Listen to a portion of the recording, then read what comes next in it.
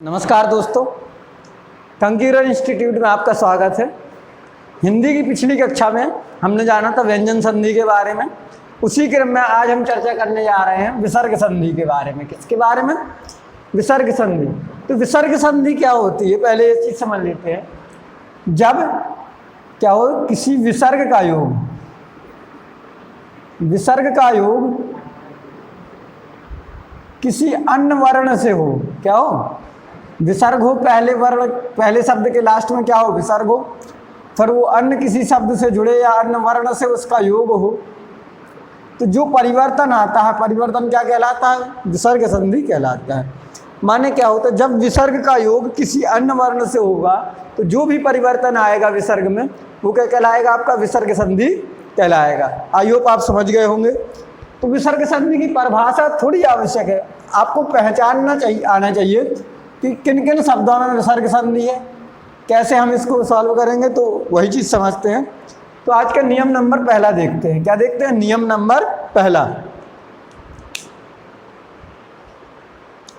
ठीक है, देखते हैं। यदि विसर्ग क्या हो, विसर्ग के बाद क्या है, चा या छाय,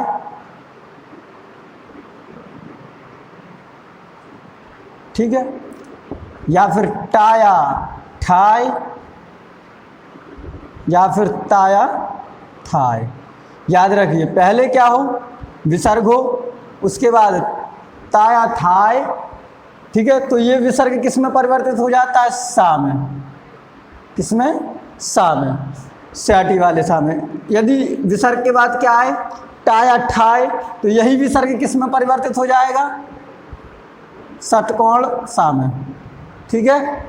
यदि इसी विसर्ग के बाद ताया थाय, तो यही विसर्ग किस में परिवर्तित हो जाएगा? सा में परिवर्तित हो जाएगा।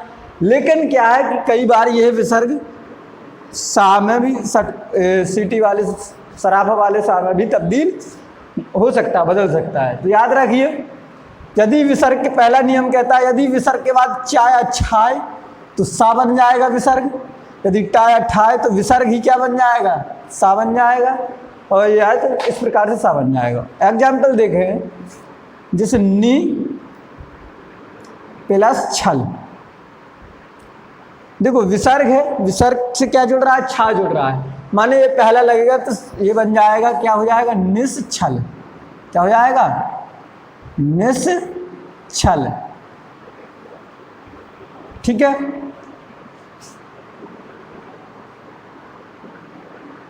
जैसे अगला देखें हम, धनु धन टंकार, ठीक है। विसर्ग के बाद क्या है? टा है, तो ये क्या बन जाएगा? सा बन जाएगा, ठीक है। तो ये हो जाएगा, यहां लिख दे रहा हूं मैं नीचे, धनुष टंकार,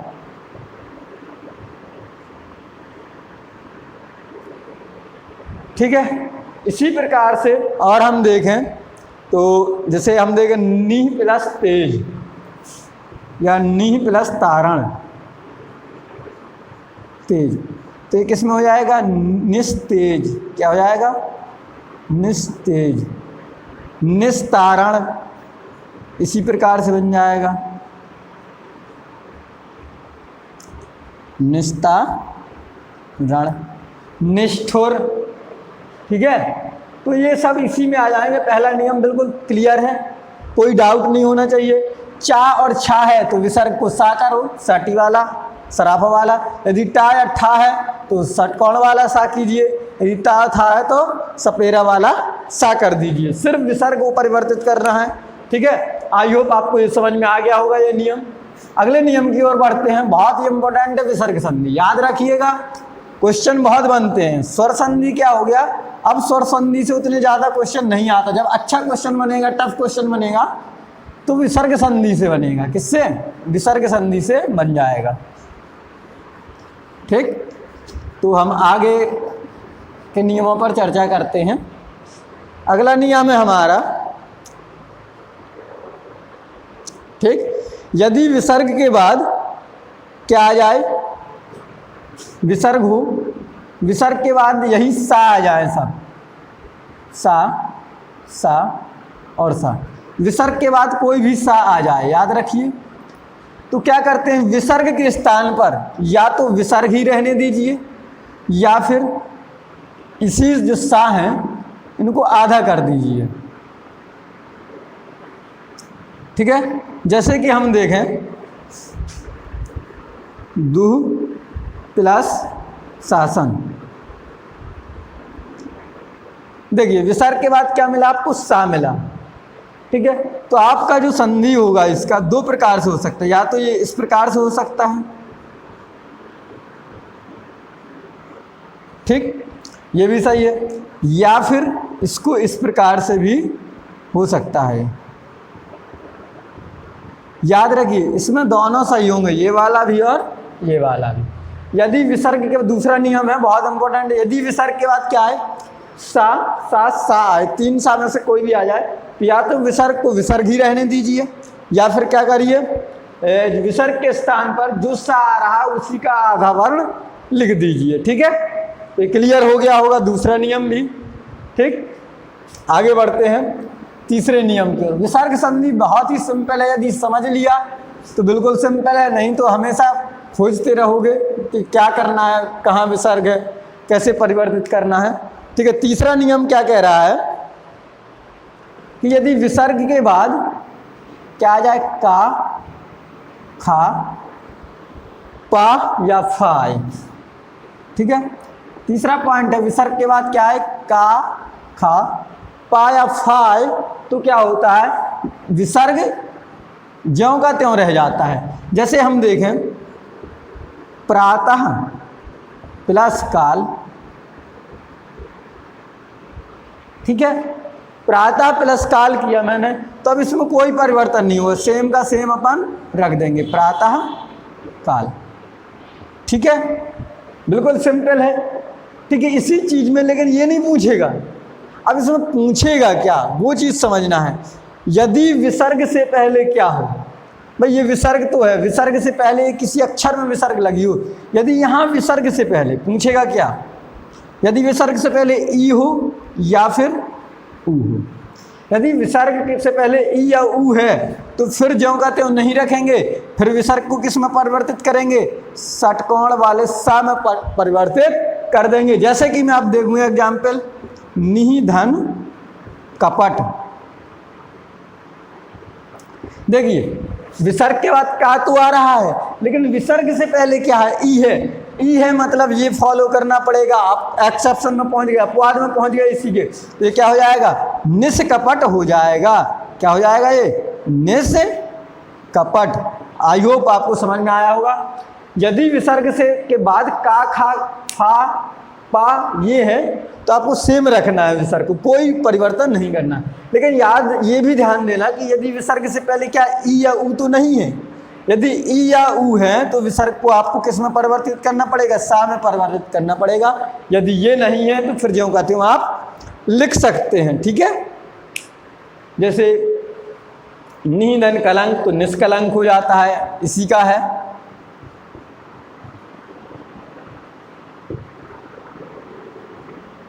ठीक है, अब इसमें विसर्ग के बाद का है तो परिवर्तित तो नहीं होना चाहिए, लेकिन विसर्ग से पहले क्या है, ई है, तो परिवर्तित हो जाएगा, किस में हो जाएगा, सा में चला जाएगा, तो निस कलंक इसका सही हो जाएगा। ठीक है, बिल्कुल सिंपल है। अगले नियम की ओर बढ़ते हैं। अगला नियम, चौथा नियम। चौथा नियम सबसे ज़्यादा पूछे जाने वाला नियम है इससे। ठीक है, सबसे ज़्यादा क्वेश्चन किससे बनते हैं, चौथे से या फिर पहले से। तो पहले चौथे को क्लियर करते, पहला तो समझ में आ गया है। चौथा नियम क्या कह रहा है, ठीक है, विसर्ग से पहले क्या हो, आ या आ हो। विसर्ग से पहले आ हो, उसके बाद ये विसर्ग हो। विसर्ग के बाद क्या आए, कोई भी वर्ण आ जाए, किसी भी वर्ण का क्या आ जाए, किसी भी वर्ग का, किसी भी वर्ग का तीसरा, चौथा, पांचवा, या, रा, ला, वा, ये कोई भी वर्ण आ जाए। याद रखिए विसर्ग से पहले क्या होना चाहिए, आ होना चाहिए। ठीक है, उसके बाद क्या आना चाहिए, तृतीय, चतुर्थ, पंचम वर्ण। ठीक है, कोई और है, यारा लावा, हा भी हो सकता है, बट तीनों सा नहीं होंगे क्योंकि सा हम ऑलरेडी पढ़ चुके हैं। तो इसमें क्या होता है, जो विसर्ग होता है ये आ और आ मिला के ये पूरा किस में परिवर्तित हो जाता है, ओ में परिवर्तित हो जाता है। किस में परिवर्तित हो जाता है, ओ में परिवर्तित हो जाता है। जैसे हम देखें मनः धन जा, क्या हो जाएगा, मनोज, क्या हो जाता है, मनोज।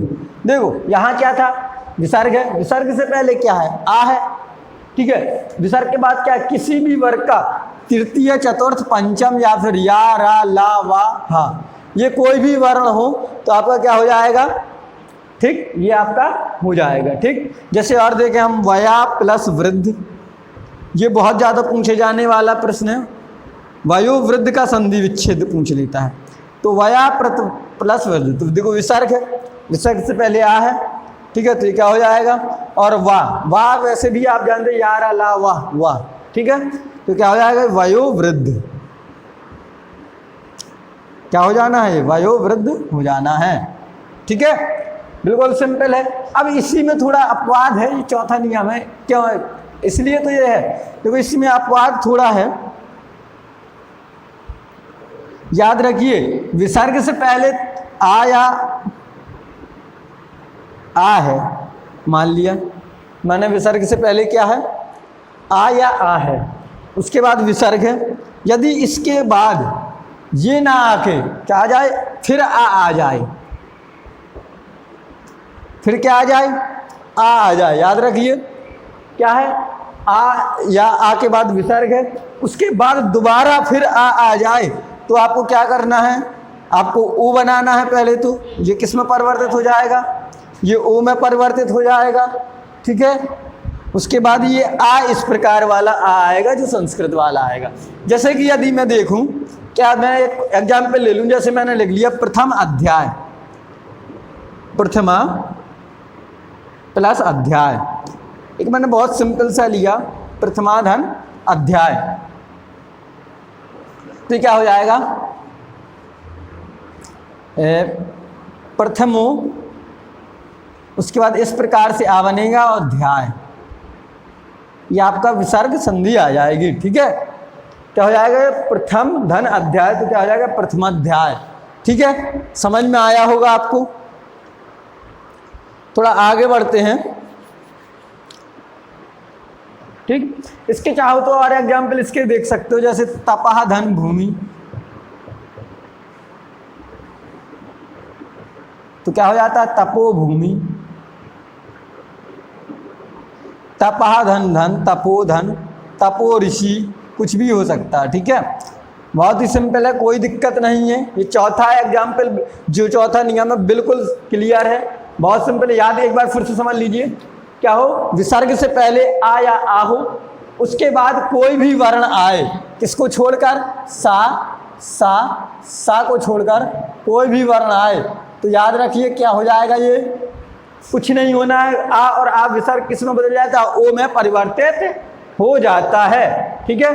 अब इसमें अपवाद क्या है, यदि बाद में फिर आ और आ जाए, कोई अन्य वर्ण छोड़ के क्या आ जाए, आ और आ जाए, तो क्या हो जाएगा, तो जो आपका क्या है, ये आ और आ है, ये तो ओ में चला जाएगा, लेकिन ये जो आ है ये इस प्रकार से लिखा जाएगा। अब ये सिंपल आ नहीं लिखा रहेगा, ठीक है, याद रखिए। तो प्रथम प्लस अध्याय, तो इस प्रकार, जैसे आप अष्ट प्लस अध्याय लिखते हैं, क्या लिखते हैं,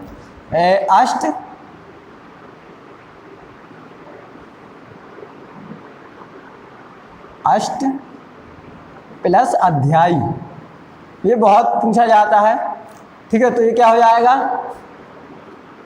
अष्टोध्यायी,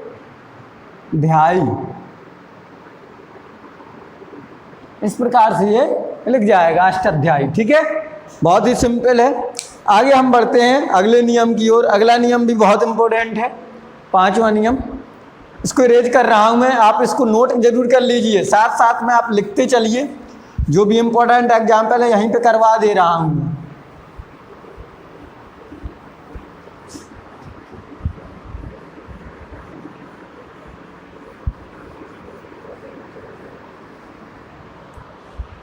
ठीक है, अगला है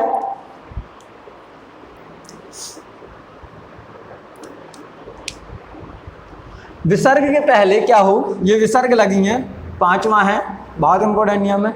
विसर्ग से पहले आ या आ को छोड़कर, आ या फिर आ को छोड़कर कोई अन्य स्वर हो, क्या हो, कोई भी अन्य स्वर हो यहाँ पर, और विसर्ग के बाद क्या है, किसी भी वर्ग का तीसरा, चौथा, पांचवा, ठीक है, या रा लावा हा कोई भी आ जाए, ठीक है, कोई भी वर्ण आ जाए तो क्या होना, सेम वही है। पहले आ और आ देख रहे थे अपन, अब क्या अपन ने देखा कि आ और आ को छोड़कर और कोई स्वर हो यदि विसर्ग से पहले, उसके बाद तृतीय, चतुर्थ, पंचम, या फिर या, रा, ला, वा, हा कोई भी वर्ण आए या स्वर आए, कुछ भी आए, तो क्या हो जाता है, ये जो विसर्ग होता है ये किसमें, रा में परिवर्तित हो जाता है। किसमें परिवर्तित हो जाता है, रा में। जैसे मैं देखूं नी प्लस झर, क्या हो जाएगा ये, निर्झर, क्या हो जाता है, निर्झर। याद रखिए विसर्ग से पहले कोई भी स्वर हो, आ और आ को छोड़कर, दोनों आ को छोड़कर बाकी कोई भी स्वर हो सकता है, ठीक। और क्या हो, उसके बाद तीसरा, चौथा, पांचवा किसी भी वर्ग का वर्ण आए, यारा, लावा, हा कोई भी आए, तो आपका क्या हो जाएगा, जो विसर्ग होगा वो रा में परिवर्तित हो जाएगा। जैसे और एग्जाम्पल दे गए हम, निर्झर हो गया, ठीक है। इसमें थोड़ा एक चीज और देखनी है,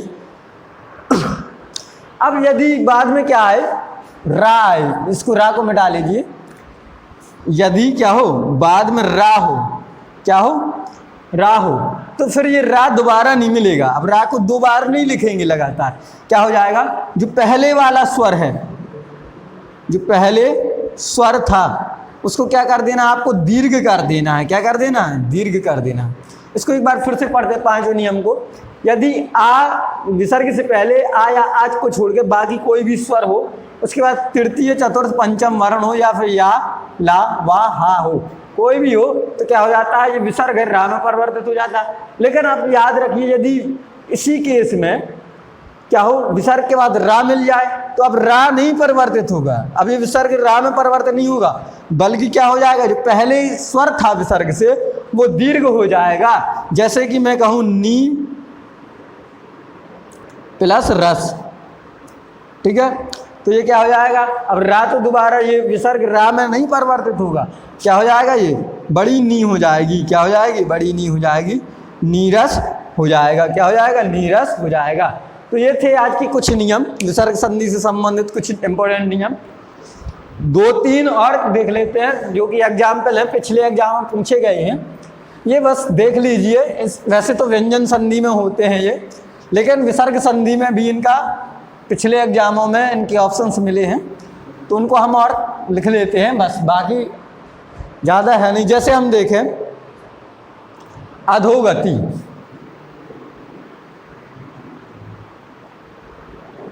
ठीक है,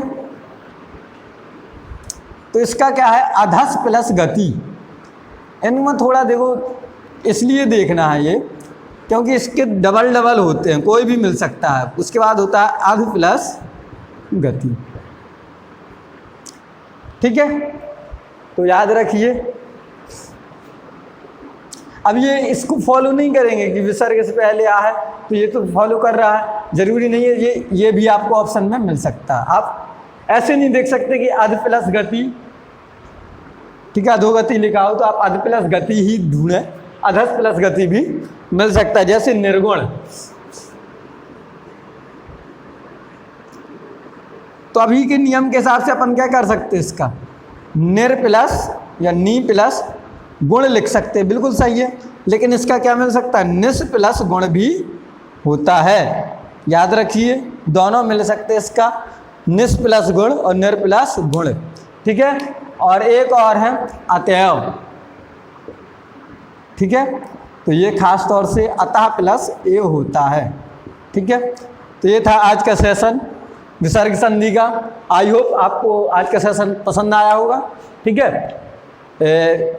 यदि ये लेक्चर पसंद आया हो तो आप इसको लाइक करिए, कमेंट करके बताइए आपको क्या पसंद आया इस सेक्शन में, ठीक है।